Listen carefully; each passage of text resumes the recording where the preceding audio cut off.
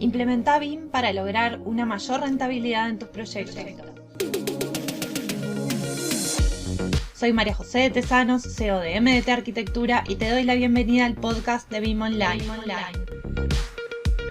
Estoy aquí para compartir contigo mis conocimientos y experiencia trabajando en proyectos con BIM para que puedas tomar acción y avanzar en el proceso de implementar BIM, que traerá más eficiencia y productividad a tus proyectos.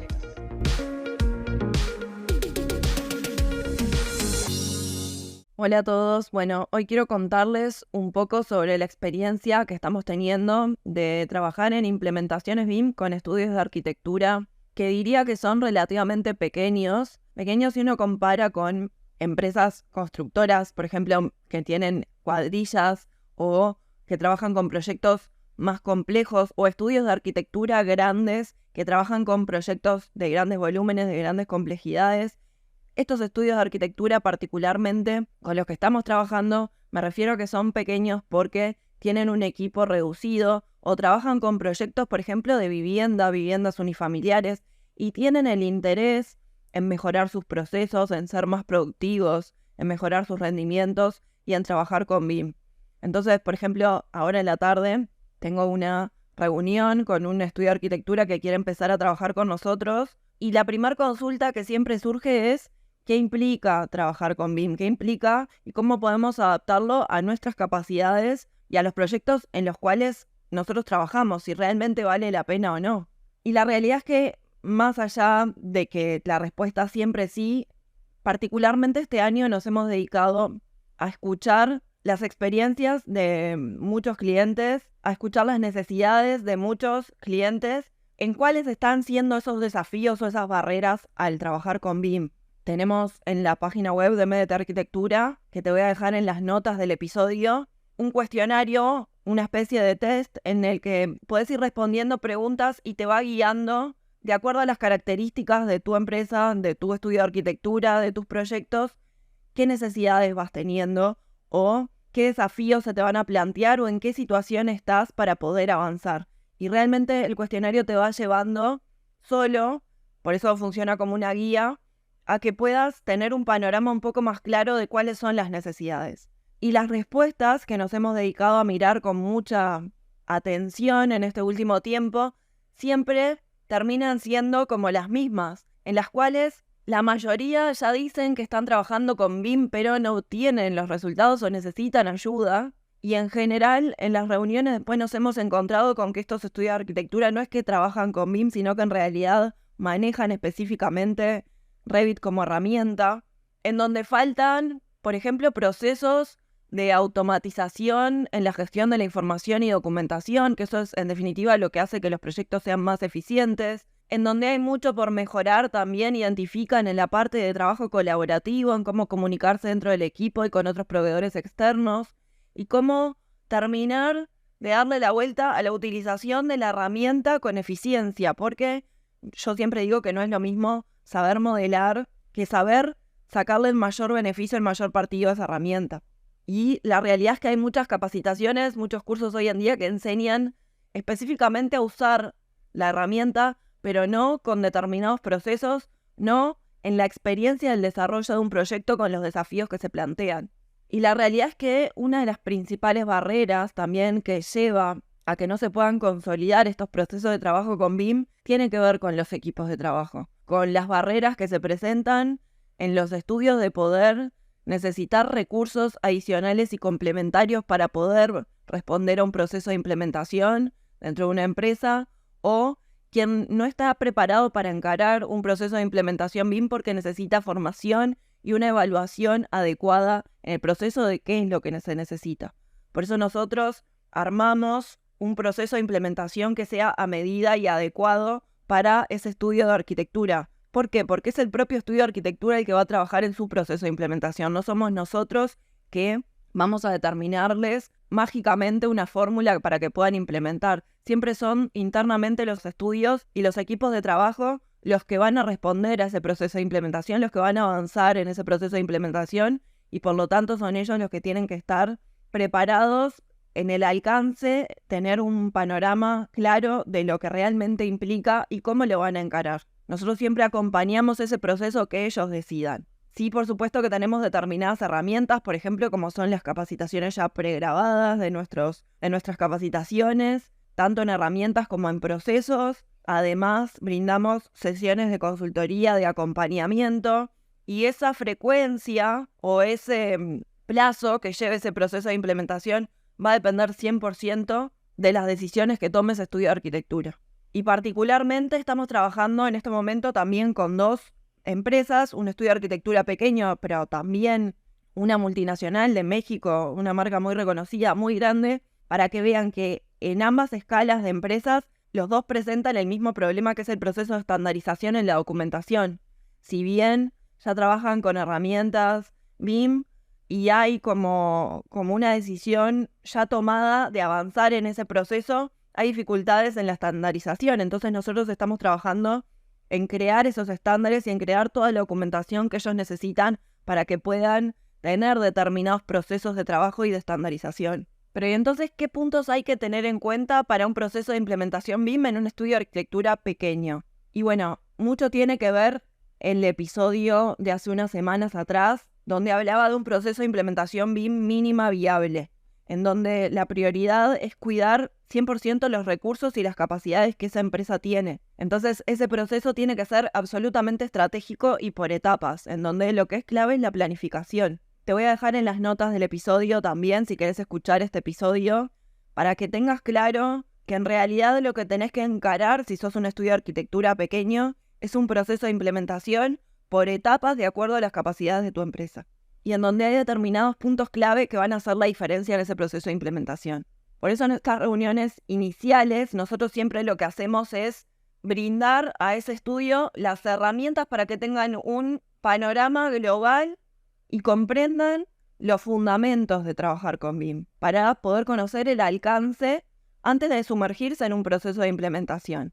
Esto también incluye entender las ventajas y los beneficios y cómo va a cambiar la forma de trabajo que desarrollan habitualmente. Y esto es súper importante que lo tengan claro. Por eso muchas veces también lo que brindamos, sobre todo también en empresas un poco más grandes, es un taller de iniciación en BIM, en donde todo el equipo de trabajo, los distintos miembros, se van a ver involucrados en esta decisión que tomó la empresa, de que va hacia un proceso de implementación, lo que esto implica, cuáles son las ventajas y por qué es necesario que todos los miembros de trabajo en las distintas áreas se vean involucrados de una u otra manera. Después trabajamos en conjunto con este estudio de arquitectura en establecer objetivos claros y reales en este proceso de implementación, con determinados hitos en los cuales esta planificación va a ser absolutamente estratégica, pero va a depender mucho de las capacidades que tenga el estudio y del tiempo de dedicación que le pueda brindar a la implementación. No es lo mismo un estudio que prioriza dedicar determinados meses a algún proceso de implementación un poco más profundo para después descomprimir y volver al ritmo habitual de trabajo, que un estudio de arquitectura que decide implementar en paralelo al ritmo de trabajo que ya vienen teniendo, sin querer ceder mucho. Entonces el tiempo que le va a dedicar cada uno obviamente va a ser distinto. Y ahí lo que nosotros hacemos en ambos casos es acompañar ese proceso y esa decisión que tomaron. Nosotros tenemos determinadas herramientas estratégicas en el proceso de implementación que brindamos que hacen que ese estudio tenga que decidir, que no sea un proceso que inician y no se termina en el tiempo, sino que lo tienen que planificar sí o sí, porque les va a implicar, por lo pronto, una inversión económica. Entonces, no es lo mismo una inversión económica que se paga mes a mes en 10 meses o en un año que se paga en 6 meses. Y pensando en un estudio de arquitectura pequeño, en 6 meses es muy viable poder ya estar trabajando con BIM. Siempre hay procesos para mejorar, pero sí tener en cuenta que es muy viable poder planificarlo en ese tiempo. Pero siempre va a ser una decisión de esa empresa, de ese estudio de arquitectura. La formación y la capacitación es clave, y acá muchas veces nos dicen, bueno, pero nosotros ya trabajamos con la herramienta, ya trabajamos con Revit, y en este caso he hablado mucho de Revit porque creo que para estudios de arquitectura que diseñan, que trabajan en la parte de anteproyecto, Revit es la herramienta más adecuada, porque tiene opciones de visualización, opciones para visualizar distintos diseños, para poder cuantificar materiales y ver la viabilidad económica de ese proyecto o no, de poder hacer coordinación de interferencias primaria para un proyecto relativamente más pequeño. Entonces, cuando hablo de formación y capacitación, no estoy hablando solamente de la herramienta, que muchas empresas, muchos equipos de trabajo ya la traen, sino en rever cómo se está trabajando con esa herramienta, qué procesos se están aplicando y cómo eso se puede hacer más eficiente. Porque entiendo justamente que la carencia está en el trabajo específico o en el de haber aprendido específicamente la herramienta sin procesos. Y en donde toca entonces, y esto lo dicen mucho en el cuestionario y realmente duele ver que esto es así, que uno invirtió en un proceso de implementación que no da resultados y reconocen que hay que volver para atrás muchas veces para volver a aprender lo aprendido, con determinados procesos que sean adecuados a esos equipos de trabajo. Y por supuesto la selección de la herramienta es vital. No es la única Revit, pero hay otras, pero sí es una herramienta muy adecuada y tiene que ir en este lineamiento, ¿no? de herramienta de diseño enfocada en generar información y generar información de forma eficiente y rápida, donde el CAD realmente enlentece. Uno ya no puede estar pensando en generar una fachada, de cómo se visualiza esa fachada, cuando en realidad el software ya lo hace automáticamente y ese estudio de arquitectura tiene que estar enfocado en el diseño, que ya es un gran trabajo. Y la elección de una herramienta errónea muchas veces puede implicar el gran fracaso de ese proceso de implementación. Por eso, el hacer un diagnóstico inicial y evaluar con ese estudio de arquitectura en una instancia inicial cómo están trabajando y qué objetivos se quieren plantear es vital para todo lo que sigue.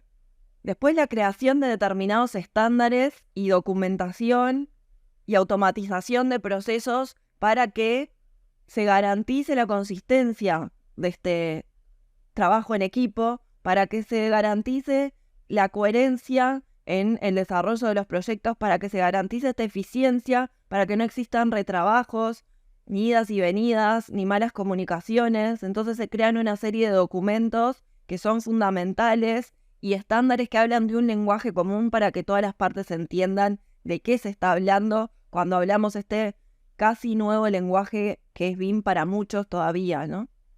Y la comunicación y la colaboración es vital.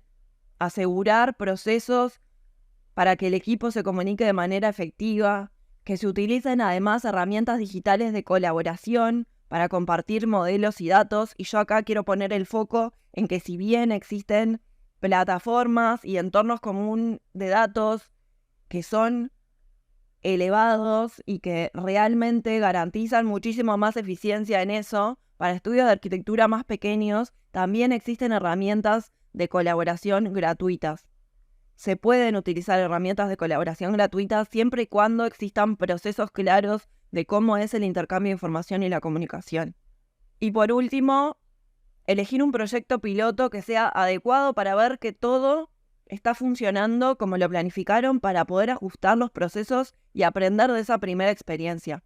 Y este proyecto piloto es clave en la elección de que no sea un proyecto súper exigente, súper complejo, sino que sea un proyecto que ya desarrollaron y que no sea un proyecto que tiene una fecha de entrega específica para un cliente, porque jugársela a que un primer proyecto, con todo lo que implica, sea con una entrega para un cliente y que eso en realidad pueda tener algunos errores y algunas fallas, imprime una presión a ese proceso que muchas veces no sale bien. Por eso yo recomiendo siempre que ese primer proyecto piloto sea estratégico y sea en paralelo a un proyecto que estén ejecutando, diseñando para entregar a un cliente. Y lo que siempre recomiendo, por último, es una vez que se haya terminado ese primer proceso de implementación, esas primeras etapas, esos primeros hitos, evaluar el rendimiento, sacar conclusiones, documentar todo lo aprendido, evaluar las áreas de mejora y ajustar los procesos en consecuencia. ¿Cómo podemos mejorar esto? ¿Cuál es el siguiente punto? ¿Cuál es el siguiente objetivo? ¿Hasta dónde podemos llegar? ¿Qué más nos gustaría lograr? ¿Cómo podemos trabajar mejor y cómo podemos brindar un mejor servicio a nuestros clientes? Y hasta aquí el episodio de hoy. No te olvides de suscribirte para recibir más contenido de BIM. Te espero en el próximo episodio con más proyectos, más experiencias compartidas y mucho más BIM Online.